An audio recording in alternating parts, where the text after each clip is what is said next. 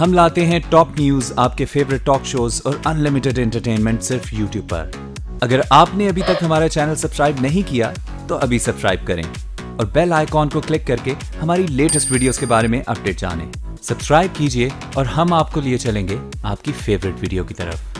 السلام علیکم، میں ہوں منیز جہانگیر اور آپ دیکھ رہے ہیں پروگرام سپاٹ لائٹ۔ پاکستان میں کوئی دہشت گردوں کی پناہ گاہیں نہیں ہیں، D G I S P R major general Asif Ghafoor نے اپنی پریس کانفرنس میں کہہ ڈالا۔ لیکن واشنگٹن سے خبریں اچھی نہیں، پاکستان پر دباؤ ڈالا جا رہا ہے کہ دہشت گردی کا صفایا کریں ورنہ مزید پابندیاں لگائی جا سکتی ہیں، اور اس کا سب سے زیادہ امداد اور فوجی ساز و سامان کی تجارت پر ہوگا۔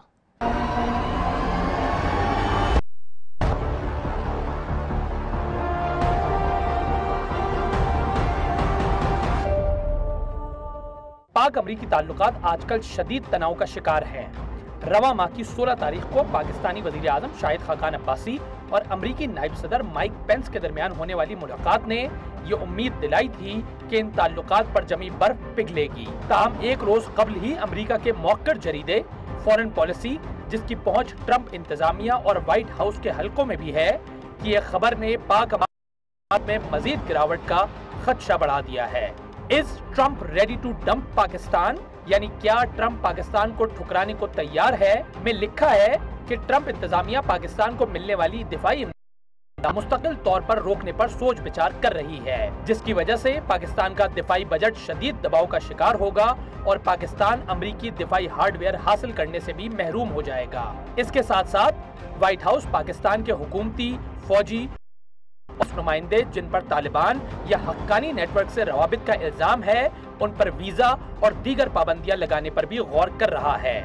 اسی تناظر میں کچھ روز قبل امریکہ کی جانب سے ایک اہم قدم بھی سامنے آیا، جس میں امریکہ نے پاکستان کی 7 ایسی کمپنیوں کو سخت نگرانی کی فہرست میں شامل کیا جو امریکہ کے بقول مبینہ طور پر جوہری آلات کی تجارت میں ہیں۔ امریکہ کے اس فیصلے سے نیوکلیئر سپلائی گروپ میں شامل ہونے کی پاکستان کی کوششوں کو نقصان پہنچ سکتا ہے۔ امریکہ کی وزارت تجارت کے bureau of industry and security کے مطابق امریکہ میں انجینئرنگ کے ساز و سامان خریدنے کے لیے جن پاکستانی کمپنیوں پر پابندی لگائی گئی ہے، ان کے بارے میں یقین ہے کہ وہ ایسی تجارتی سرگرمیوں میں ملوث تھے جن سے قومی سلامتی یا امریکہ کے خارجی مفادات کو خطرہ ہو سکتا تھا۔ خارجہ پالیسی میگزین نے اپنی رپورٹ میں یہ بھی لکھا ہے کہ پاکستان سے معاملات پر وائٹ ہاؤس میں تقسیم بھی ہے۔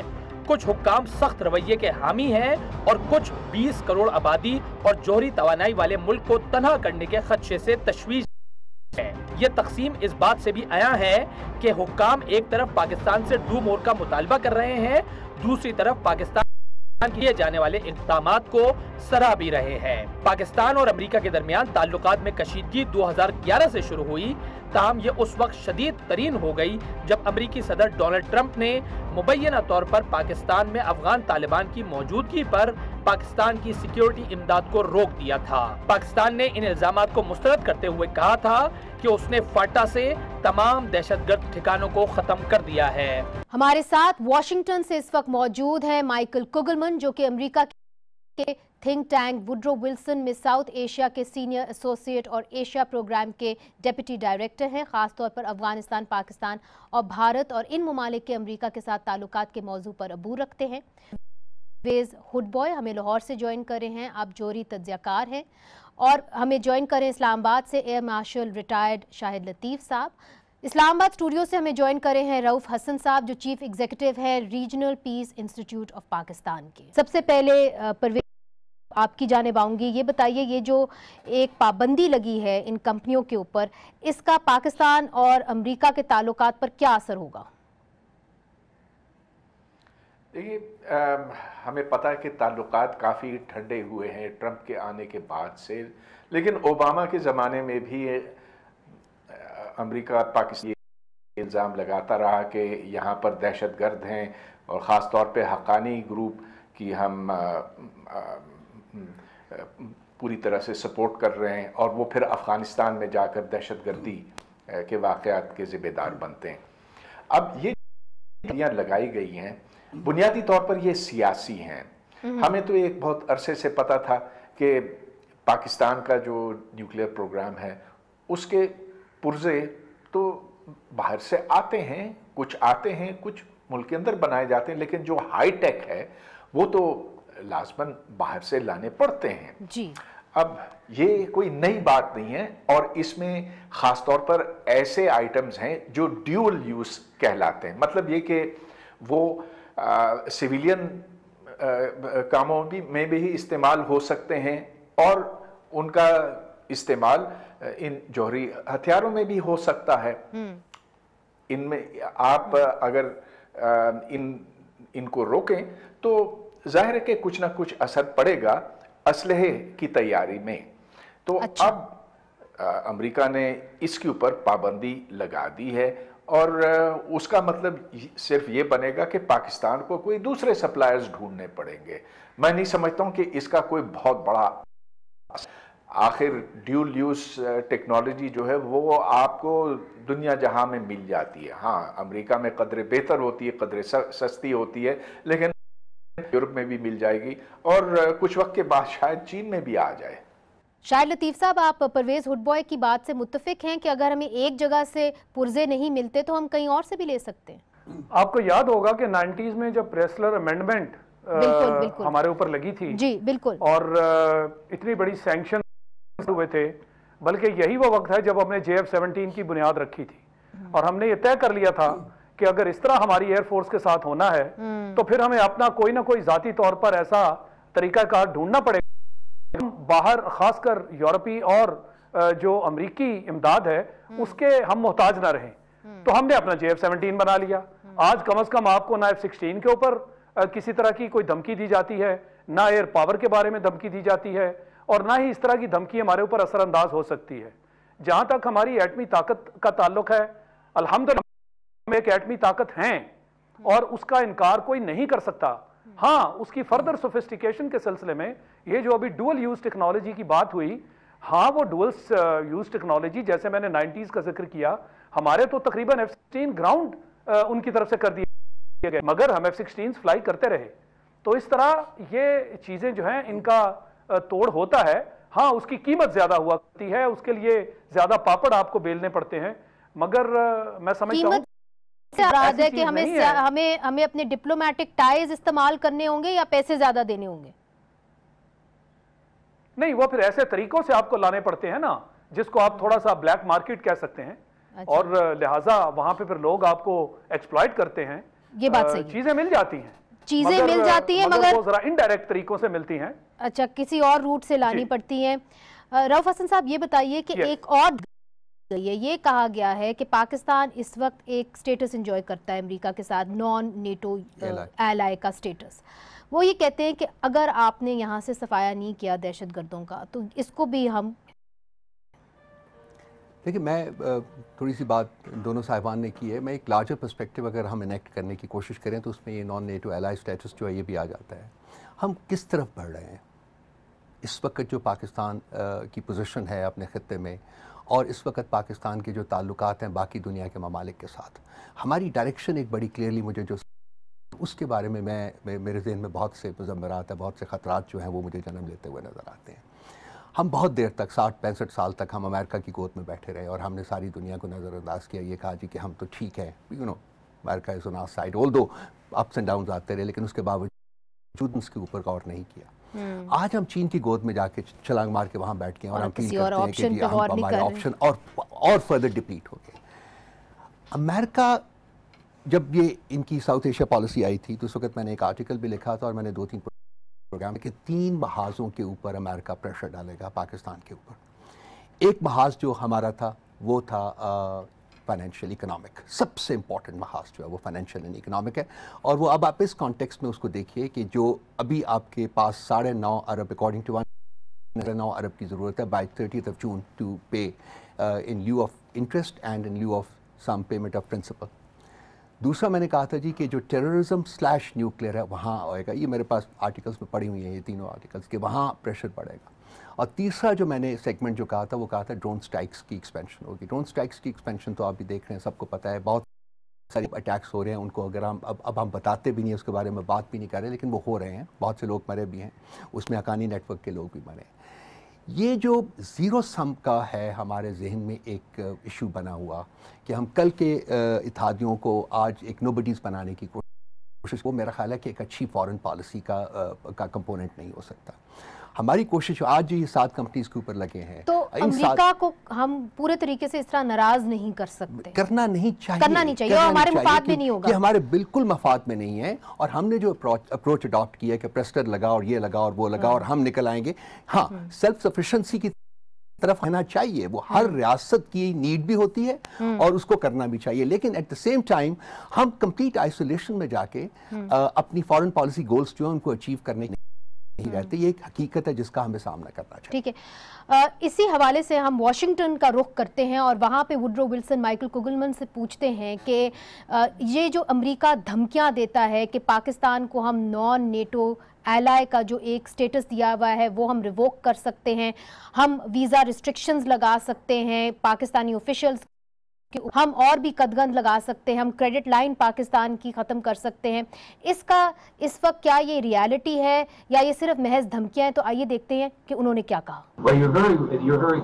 right that there have been all types of speculation as to some pretty punitive measures that the United States. You mentioned the option of revoking Pakistan's NATO ally status. We've also heard about expanding drone strikes, about the possibility of declaring Pakistan as a state sponsor of terror.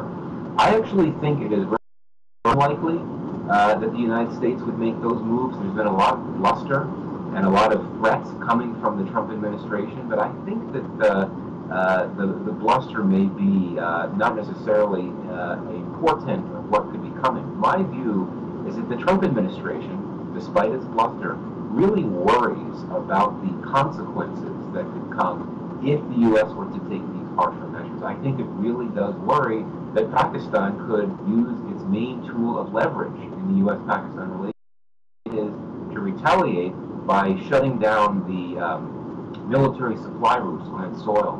That would make life very difficult for the United States, and particularly in terms of its war effort in Afghanistan. It would need to depend on these alternate supply routes in Central Asia, which are more circuitous, expensive, and they are close to Russia's sphere of influence. And I think Russia, its deepening relationship with Pakistan, may try to hamper U.S. access to those supply routes in Central Asia. So I think that the U.S. may be very cautious. It may not want to push that hard against Pakistan because of the fear that if it does push hard, Pakistan could retaliate in ways that imperil U.S. interests in a big way in Pakistan and the broader region. یہ تھے Michael کوگلمن جو کہہ رہے ہیں ہمیں بہت زیادہ ناراض کیا تو ہم جو ملٹری سپلائی روٹس ہیں ان کو بند کر سکتے ہیں، اور اس طرح جو جنگ ہو رہی ہے افغانستان میں اس میں بہت ساری دشواریاں آ جائیں گی. تو کیا ہم سوچ بھی رہے ہیں اس اینگل کی طرف؟ دیکھیں، میں سمجھتا ہوں کہ یہ ایک اچھی بات ہے کہ کم از کم وہاں یہ ریئلائزیشن ہے کہ پاکستان کیا کچھ کر سکتا ہے. کہ ہم نے آج تک جو ان کا اتحادی بن کر ساتھ دیا وہ ہمیں ایسا نہیں کرنا چاہیے تھا. ہر ملک کے پاس اپنے کارڈز ہوا کرتے ہیں. ہم نے تھرو آؤٹ ان کو یہ کارڈ نہ تو شو کیا بلکہ یہ ان پر ظاہر کیا کہ جی ہم چونکہ آپ کو فری پیسج بھی ملا ہوا ہے اور آپ سے ہم کوئی چارجز وغیرہ بھی نہیں کریں گے. ایسا نہیں کیا کرتے اور ایسا ہونا نہیں چاہیے. پھر جو ہمارا حال ہوا ہے وہ سب کے سامنے ہے، اور آج وہی نوبت پھر سے آ گئی کہ ڈو مور والا مطالبہ ختم نہ تک پہنچ گیا ہے. میں یہ سمجھتا ہوں کہ یہ جو چیز ہے دوسرے ملک کو، خاص کر امریکہ نے جو آپ کو اتحادی بنایا ہوا تھا، آج وہ آپ کو یہ بھی دھمکی دے رہے ہیں کہ وہ جو نان نیٹو الائی والا آپ کا سٹیٹس ہے وہ بھی ختم کر دیں گے. تو جب اس طرف سے ایسی باتیں، ایسے کارڈز یوز ہوتے، کیا ہمارے پاس کارڈز نہیں تھے؟ کیا ہمیں یہ کارڈز استعمال بیچ میں نہیں کرنے چاہیے تھے؟ میں سمجھتا ہوں شاید یہ نوبت نہ آتی. ہم نے وہ ساری لچک دی، ہم نے وہ ساری ڈھیل دکھائی جس کی وجہ سے آج آپ کو ان کا اتنا سخت رویہ جو ہے وہ دیکھنے کو مل رہا ہے. تو میں سمجھتا ہوں کہ یہ اچھی بات ہے کہ وہاں اب ہماری یہ خارجہ پالیسی کا کام ہے. مگر ہم کیا کریں کہ ہمارے جو وزیر خارجہ، جو ہمارے سفارتکار وہاں بن کر جا رہے ہیں، کیا وہ اس طرح کا کام کر سکیں گے؟ کیا وہ ان کا تجربہ ہے؟ کیا وہ کوئی ایک ڈپلومیٹ ہے؟ مگر شاہد لطیف صاحب پرویز ہڈ بوائے صاحب کی جانب جاتے ہیں. سوال یہ ہے پرویز صاحب کہ یہ تو مائیکل کوگلمن کی رائے ہے، مگر ایک पॉलिसी मैगजीन में आर्टिकल छपा है, उसका उन्वान है is Trump ready to dump Pakistan, जिसके अंदर उन्होंने कहा है कि ट्रंप एडमिनिस्ट्रेशन इस बात के ऊपर गौर कर रहा है कि क्या इस बार उन्होंने पाकिस्तान के ऊपर ज्यादा सख्ती करनी है कि नहीं करनी। ट्रंप ओबामा नहीं है, ना ही ट्रंप प्रेसिडेंट बुश हैं, तो आप क्या समझते हैं कि इस बार they will go that far कि वो सैंक्शंस लगा दें कि नॉन नेटो एलाय का जो एक स्टेटस हमें दिया हुआ है उसको रिवोक कर लें? देखिए, ट्रंप की तो बात ही और है। ये एक ऐसा शख्स है जो सुबह 3 बजे जागता है और ट्वीट करता है, और कोई फॉरेन पॉलिसी एस्टेब्लिशमेंट में उसकी बातों पर एतबार नहीं कर सकता। किसी को पता नहीं कि उसका अगला कदम क्या होगा। कल जो रेक्स टिलरसन उसका सेक्रेटरी ऑफ स्टेट था, उसको उठाकर उसने बाहर फेंक दिया। तो लेकिन ट्रंप की बात छोड़ें, ये जो ओबामा के ज़माने में भी होती रही थी कि पाकिस्तान को चाहिए कि वो अफगानिस्तान के मामले में और इंडिया के मामले में अपना रवैया बदले। अब अमेरिका जो भी कहे हम फायदा देखना है, और मैं समझता हूं कि अब हमें ये बात कबूल करनी पड़ेगी कि हमारे ताल्लुकात न सिर्फ इंडिया के साथ खराब हैं, लेकिन ईरान और अफगानिस्तान जो मुसलमान मुल्क हैं, जो हमारे हलीफ मुल्क हो सकते थे, आज वो हमसे सख्त नाराज हैं। कभी गोलाबारी होती है इधर से उधर या उधर। ईरान पाकिस्तान पाइपलाइन अरसे दराज से बंद पड़ा हुआ है, आगे बढ़ ही नहीं सका है। और अफगानिस्तान में तो आप सूरत हाल ये देखें कि पाकिस्तानियों को तो ऐसा समझा जाता है जैसा कि ये किसी दुश्मन मुल्क से आए हैं। तो जो रऊफ हसन साहब कह रहे थे कि ये अपने मुफाद में है कि हम ताल्लुकात बेहतर करें अमेरिका के साथ, and don't put our eggs in one basket which is China. जी बिल्कुल, मैं समझता हूं कि आखिर चाइना को हमें जिस तरह अमेरिका ने हमें एक तवील अरसे तक इस्तेमाल किया, तो चाइना भी हमें ये इस्तेमाल कर सकता है। लिहाजा हमें सिर्फ अपना यानी कि पाकिस्तान का फायदा देखना, और हमारा फायदा इसमें है कि हम अमन व आश्ती के साथ अपने मालिक के साथ रहें, जो कि हम नहीं कर रहे हैं। और वो हम पे बार बार ये इल्जाम धरते हैं कि पाकिस्तान के अंदर ऐसे मुसल्लह ग्रुप हैं जो सरहद पार जाकर दहशतगर्दी में मुलविस होते हैं। तो उस बात पे भी तो हमें गौर करने की जरूरत है। मगर रऊफ हसन साहब, हम तो ये कह रहे हैं कि जी हमने सारा सफाया कर दिया है, यहाँ पे तो कोई दहशतगर्दी नहीं है। हम लफ्ज़ ऑर्गेनाइज्ड इस्तेमाल करते हैं, आपने डेफिनेटली सुना होगा। और जब हम कहते हैं कि ऑर्गेनाइज्ड टेररिस्ट कैंप्स नहीं है यहाँ, तो उसमें हम एक स्पेस रखते हैं कि अभी तक जो है ना वो कुछ अनासर जो है वो अनासर यहाँ भी हैं और वो अक्रॉस द बॉर्डर भी हैं। तो हम बिल्कुल ये नहीं करते। देखिए, मैं फिर इसकी लार्जर पर्सपेक्टिव जो परवेज़ उद्बॉय साहब ने कहा है उसको आगे लेके चलने की बात है कि जो हमने जिहाद कल्चर शुरू किया था, वो हमने शुरू किया था, हमारे ऊपर कोई तलवार नहीं लटकी हुई थी, अपने स्ट्रेटेजिक इंटरेस्ट्स के लिए हम उसमें शामिल हुए थे। तो हर चीज़ का इल्ज़ाम दूसरे पर लगा देना, हमारे पास ऑप्शन थी, हम शामिल होते या ना होते। वो जिहाद कल्चर जो है वो जारी है। अगर वो फिजिकली जारी नहीं है तो कम से कम यहाँ जहनों में, माइंडसेट में वो जारी है।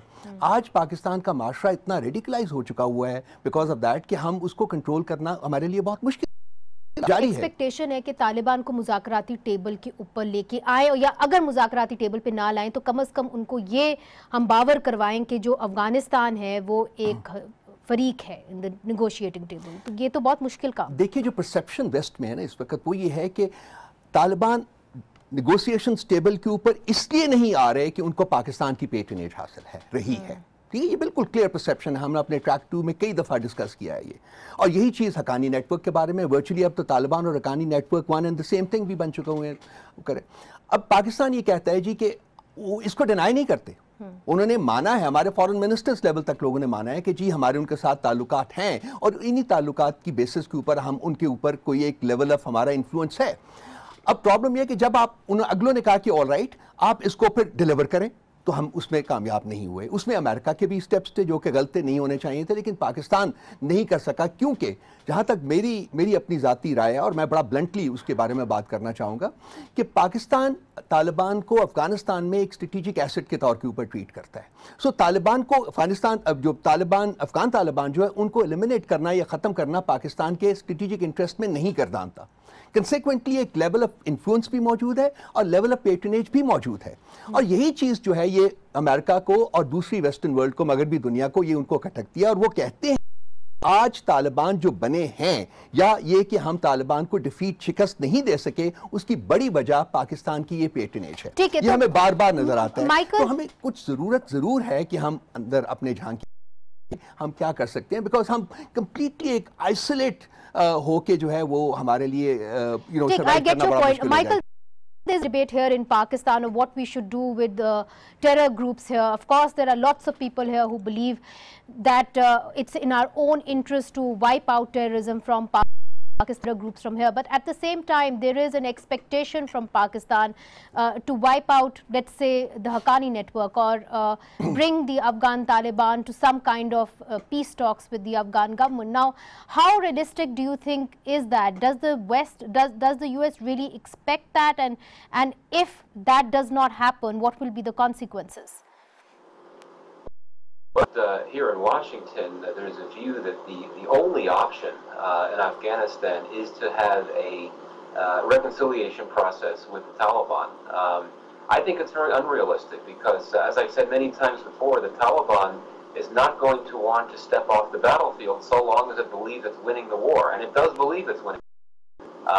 One thing, what I do think is notable about developments in recent days and recent weeks, you've had this direct appeal from the Afghan government to the Taliban to come talk, to lay down its arms and negotiate.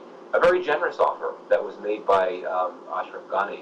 The Taliban really did not respond to that. At the same time, the Taliban has offered to the U.S. Negotiations if the U.S. stops fighting. Yes. The problem is there's a disconnect because Afghanistan and the U.S. Taliban to talk to the Afghan government, whereas the Taliban wants to talk to the U.S. Now, where does that leave Pakistan? Yes. Yes, but the Taliban has not really responded to that request. The question is, does the US really expect Pakistan to do this? And if they do, and Pakistan does not deliver, what will be the consequences? Is it going to be that we are going to lose our non-NATO allies? A real threat? I mean, I'm asking you this question again because we've heard this again and again from the US administration, particularly with the Trump administration. In my sense, the government has really lost hope in the Pakistanis being in a position to bring the Taliban to the table. I mean, as you know, the Americans have been asking Pakistan to help with this task for a number of years, and according to the U.S., it really has not worked. And I think our efforts to not necessarily sideline Pakistan from a reconciliation process, but really we're seeing efforts that are being made directly from the Afghans to bring the Taliban to the table. My own view is that given the ties between Pakistan and the Taliban, there has to be some effort to bring Pakistan on board to help the Taliban come to the table. Kya Pakistan jo hai, is that, can we afford to even sideline Pakistan? The big question کہ کیا صرف پاکستان ہی طالبان کو مذاکراتی میز کے پر لا سکتا ہے یا اور ملک بھی لا سکتے ہیں؟ ابھی حال میں ازبیکستان نے پیشکش کی ہے, کیا ازبیکستان اس پوزیشن میں ہے کہ طالبان کے ساتھ بھی کروا سکے؟ اس پہ بات کریں گے ایک وقفے کے بعد. آلریڈی ہو گئے ہیں تو isn't it in our interest also to facilitate these talks? نہیں, it is our interest to facilitate talks, but ہر چیز کی ایک قیمت ہوتی ہے نا. آپ اس سارے مسئلے کی پیچیدگی ذرا دیکھیں کہ امریکہ کا مقصد کیا ہے. وہ یہ چاہتے ہیں کہ طالبان کو اپنی terms and conditions per negotiation table لائیں اور ان سے وہ منوائیں جو وہ منوانا چاہتے ہیں. تو ہم کیا چاہتے ہیں؟ یعنی ان کے لانگ ٹرم انٹرسٹ ہے نا وہاں پر. اچھا, جب لانگ ٹرم انٹرسٹ ہیں تو طالبان کی طرف سے بڑی کلیئر ڈیمانڈ ہے کہ امریکنز شوڈ گیٹ آؤٹ. وہ یہ سمجھتے ہیں کہ ہمیں اب مین سٹریم میں آنا ہے, ہمیں اپنی حکومت سنبھالنی ہے, اپنے ملک کا نظم و نسق ہم نے چلانا ہے, جبکہ امریکہ وہاں ہے اور امریکہ وہاں جو اس کے ارادے ہیں وہ ہے پرماننٹ سٹے کے. لہٰذا یہ چیز طالبان کو قبول نہیں ہے. اب پاکستان کو دھمکیاں اس لیے دی جا رہی ہیں کہ وہ یہ سمجھتے ہیں کہ جو پاکستان کا انفلوئنس ہے طالبان پہ, اگر وہ یہ سمجھتے या कोई और मुल्क कर सकता है तो अब तक ये मूव वो कर चुके होते, जबकि उन्हें मालूम है कि ऐसा नहीं हो सकता। मगर हम वो मूव क्यों नहीं कर रहे शाहिद साहब? सवाल ये है कि हम वो मूव क्यों नहीं कर रहे? What is taking us so long कि बातचीत नहीं शुरू हो रही तालिबान के साथ? वो इसलिए कि हमने तालिबान के साथ बातचीत कराना शुरू की, कम से कम 2 मरतबा हमने ये स्टेप लिया।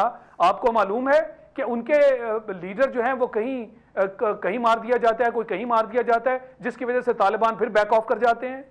तो मकसद ये है कि ये इतना आसान नहीं है, उस तरफ भी मामले कोई सीधे नहीं है।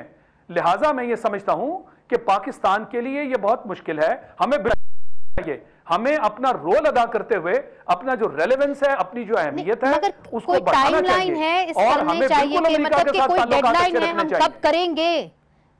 मतलब बहुत देर से बात हो रही है, 2 मुज़ाकरात करें, कोई टाइमलाइन है कि यहाँ हम एग्जॉस्ट करना चाह रहे हैं वर्ल्ड पावर्स को वहां पे? नहीं, मैं इसीलिए आपसे कह रहा हूं ना कि उनकी तरफ से भी मामले इतने क्लियर नहीं हैं कि हमने जब पेशकश की और हम मामलात में आगे बढ़े तो उन्होंने उनका एक आध लीडर जो है उसको मार दिया, जिसकी वजह से खटाई में पड़ गया। ठीक है परवेज साहब, ये एक फेयर पॉइंट है कि उनकी तरफ से भी मामलात सीधे नहीं है, और दूसरी तरफ से उनकी तरफ से जो फॉरेन पॉलिसी मैगजीन के अंदर आता रहता है और उन्होंने कहा है कि जी पसे पर्दा बहुत सारी पाकिस्तानी लीडरशिप ने हमारे साथ इतराफ़ किया कि जी हमारे लिंक्स हैं, हम स्ट्रेटेजिक डेप्थ चाहते हैं, से ये एक अंडरस्टूड बात सी भी हो गई है। It seems like that.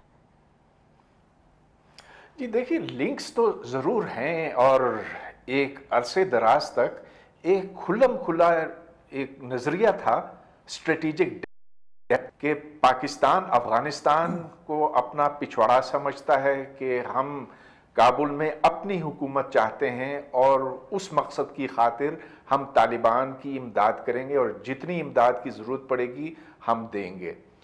अब कुछ से उस स्ट्रेटेजिक डेप्थ की बात हम कम सुनते आए हैं। इसमें कोई शक नहीं कि हमारे पास वो डोरियां हैं, शायद वो बहुत मजबूत डोरियां न हों, लेकिन वो डोरियां हैं जिससे हम तालिबान को कंट्रोल कर सकते हैं। लेकिन देखिए, असल बात की तरफ तो हम आए ही नहीं हैं। हमने तहरीक पाकिस्तान को पाकिस्तान का दुश्मन समझा हुआ है। वो पाकिस्तान में दहशतगर्दी करते हैं, आर्मी पब्लिक स्कूल के ऊपर हमला किया, हमारे फौजियों को मारते हैं, हमारे पुलिस वालों को मारते हैं, हमारे आम लोगों को मारते हैं। अब इसी तरह से जो अफगानिस्तान है उसका ये कहना है कि जो अफगान तालिबान हैं वो बिल्कुल वैसे ही काम करते हैं, दहशतगर्दी करते हैं, काबुल के अंदर खुदकुश हमले करते हैं, वो एक मुंतखब हुकूमत को ख़त्म करते हैं। और क्योंकि उधर फौज उतनी मजबूत नहीं है, अफगान फौज उतनी मजबूत नहीं है जितनी कि पाकिस्तान फौज है, इसलिए अशरफ गनी की हुकूमत का ये कहना है कि हमें अमेरिकनों की जरूरत है। तो ये उनका नजरिया है। दोनों मुल्कों के लिए तालिबान दहशतगर्द हैं। आखिर जो बम फाड़ते हैं बाजारों में और जो निहत्ते लोगों को, मासूमों को कत्ल करते हैं, क्या हमें उनका साथ कभी देना चाहिए? मगर जब आप उनको एक फरीक रिकॉग्नाइज करते हैं, है कि जब आप कहते हैं कि वो एक फरीक है, वो निगोशिएटिंग टेबल के ऊपर आके बैठे हुए हैं, तो फिर आपने उनके साथ खून माफ भी कर दिए। I mean then where do we begin to start having piece is the real question. फरीक होना एक चीज है, उनकी मदद करना दूसरी बात है। अब पाकिस्तान ने बहुत अरसे तक ये स्ट्रेटेजिक डेप्थ का ख्वाब देखा है और अब इसे खत्म कर देने की जरूरत है। रऊफ हसन साहब, मेरा ख्याल है परवेज उद्दौई साहब जो बात कर रहे हैं, फ्रेंकली थोड़ा सा मैंने भी पहले आपके सवाल के जवाब में किया था।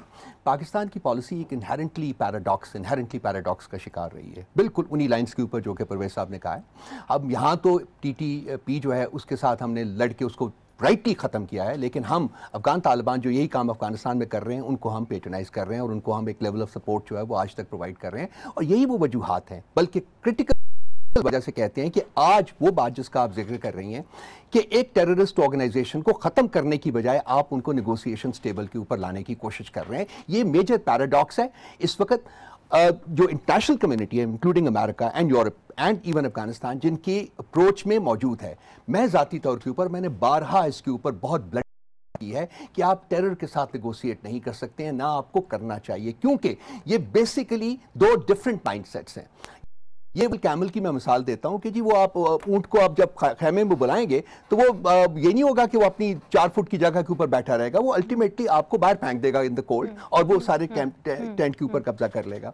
तो ये मेरा ख्याल है कि एक रीअप्रेजल की ना सिर्फ ज़रूरत पाकिस्तान में है जिसका कि मैं शिद्दत से इजहार करता रहा हूं, बल्कि वेस्ट में भी एक रीअप्रेजल की ज़रूरत है कि ये जो पॉलिसी अडॉप्ट की हुई है इन्होंने, जो पॉलिसी अडॉप्ट की है, ये इनको कहां लेके जाएगी? Okay, now Michael, I'll put this question to you. The question being asked really is that do you negotiate with not negotiate with terror? And I remember when America first invaded Afghanistan, they said that we have liberated the women of Afghanistan. Absolutely. And today the women of Afghanistan ask that are you ready to negotiate with the Taliban at the cost of what? Absolutely. So what is the US willing to give away on the negotiating table? That's really the important question.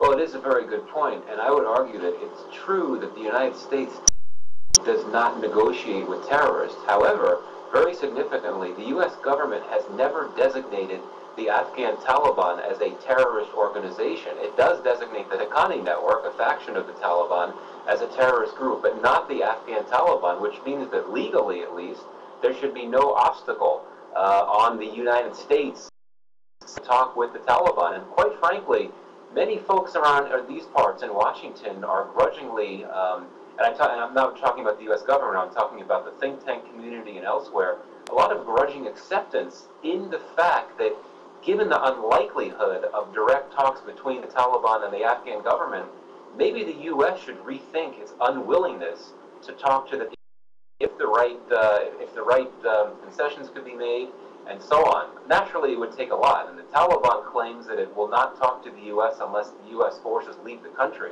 Right. U.S. forces are not going to leave the country now, but I could see the time coming not too long down the road. So I think there's a lot more flexibility than there may have been, not necessarily from the U.S. government, but from the analysts, the think tank community, saying that it really is time to think about this possibility of direct talks between the U.S. and the Taliban, but it will not happen anytime soon.